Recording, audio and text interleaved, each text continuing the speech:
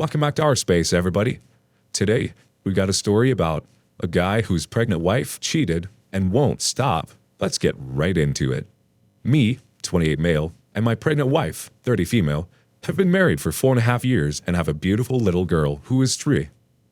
Last year, we bought a house which came with a massive amount of stress due to being put to hell by the solicitors we were dealing with.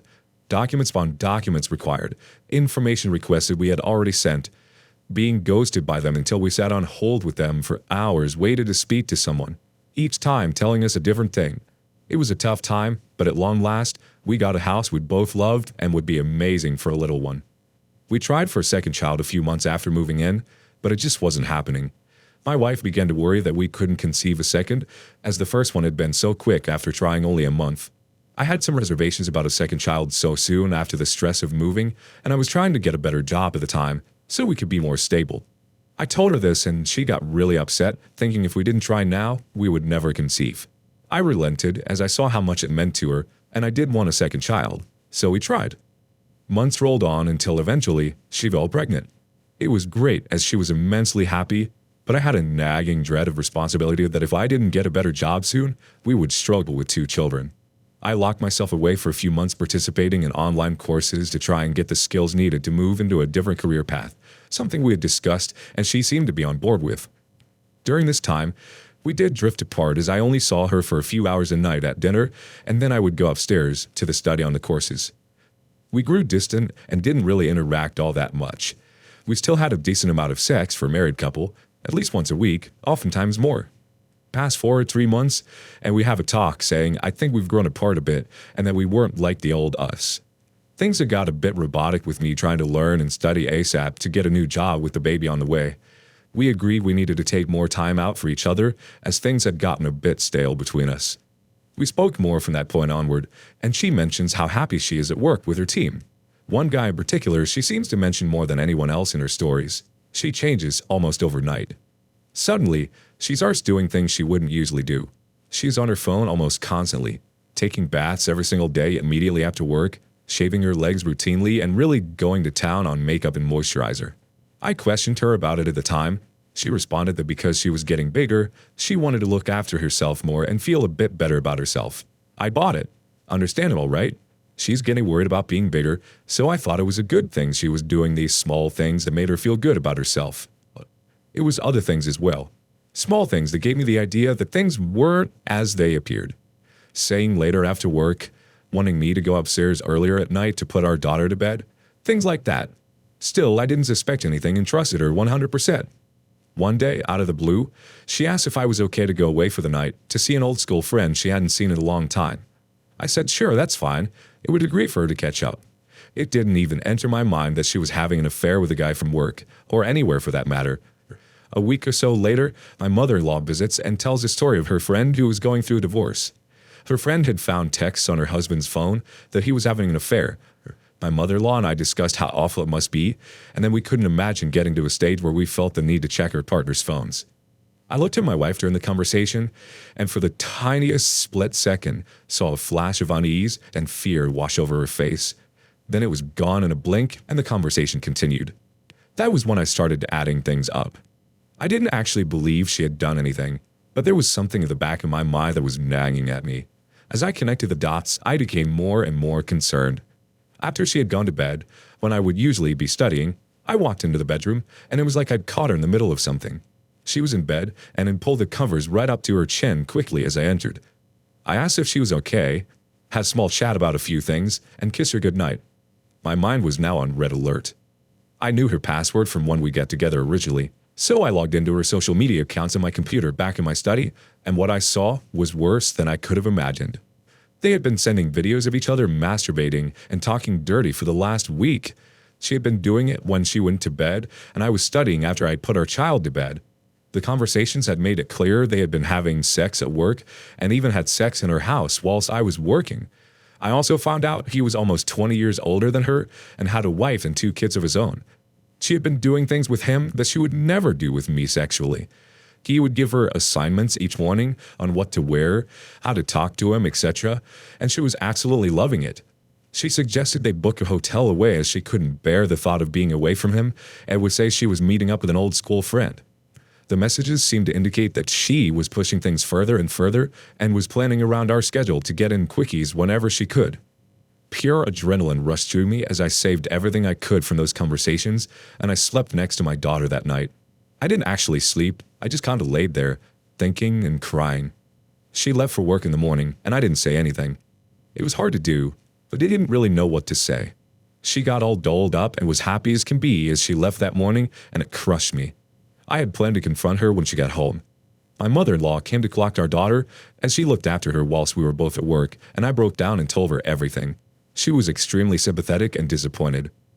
My wife came home and knew she had been found out. I vented and wanted to know why. Why had she done this? Was the baby mine? Does she love the other person? Does she want to stay together? So many questions. Initially, she didn't say anything and wouldn't answer my questions. She just looked at the floor, zoning out, thinking. After ranting for a while, I asked if she could actually talk to me, as staring at the floor was not what I needed from her right now. She swore it had only been in the last week that things between them had escalated sexually, which lines up with the messages they had been sending that I had saved. She said she didn't love this guy and that it was a stupid mistake. She claimed she wasn't thinking. It was nothing to do with me and that she still loved me. I had done nothing wrong. It was just an escape from what had become a monotonous life. She blamed the hormones. She said she hadn't been well mentally for a while. I didn't know what to do. I went for a walk and I contacted my mother, who lives far away from us. She was understanding and said I had to think about things carefully as there was still our daughter and unborn child to think about. I vented to my mother and went back. Despite everything, I still loved my wife. I wanted to be together, to go back to the way things were before we got the house. In the interest of maybe salvaging our marriage and the kids, I didn't tell anyone else anything. She stayed in my mother-in-law's house that night with our daughter so I could get some headspace, but it did little to ease my pain. I wanted to be with her. I called her and said I missed her. She said the same. The next night, we had sex, and it was like nothing had happened. I felt like I needed to reclaim what had been taken from me, so I was the one who initiated it. We decided that we did love each other, and that although it was going to take time, things would be rough for a while. I just wanted to see what would happen when the baby was born. I couldn't give up so easily. I just asked her to be 100% honest with me from now on. She went back to work and said she had moved to offices away from him. She claimed that they had spoken, and she had told him that her family was the most important thing to her and that they could no longer carry on. He asked her if that was what she truly wanted, and she reiterated it to him. So we both went back to work, which at first was horrible. I would come home in a different mood every day. Sometimes angry, sometimes crying, sometimes okay. I started trying to study less and spend more time with her watching TV, reading with her next to me, getting up with her in the mornings to say goodbye instead of staying asleep. It wasn't to make sure she wasn't still messaging him. It was because I had realized that this was what I wanted, to be normal again. I started going to the gym, eating healthier, and looking after myself more. We had good days and bad, taking our daughter on outings and playing with her, more sex here and there. Her parents paid for us all to go away to a spa, which was nice. After a few weeks, I was slowly but surely believing more and more that this could work. I felt like some good could actually come out of the whole situation. Last week, she said she had to go away on a business trip on a day she doesn't usually work. I said that was pretty irregular. I would obviously be a bit worried. She had asked a friend to take our daughter whilst we were both at work instead of her mother-in-law. This was also unusual. I expressed my concern and asked her if she was using this opportunity to meet up with him again. She said no and gave me the time and location she would be on the day to ease my mind. By this time, things had been going pretty well. Although it was still extremely early, 3 weeks since D-Day.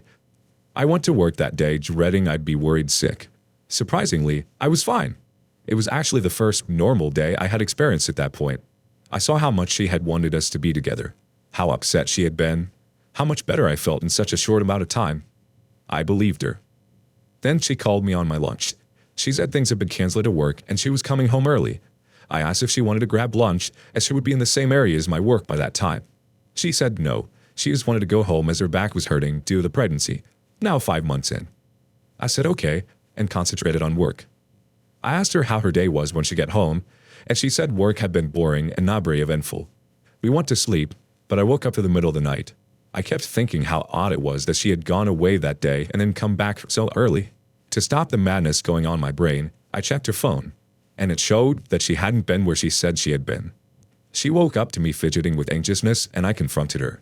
She denied she had seen him again. I pointed out all the evidence, and she eventually admitted it. She said they had to clear the air, and they both agreed they wanted to focus on their families and nothing else was going to happen between them. She said they had just talked about what had happened and to get some closure.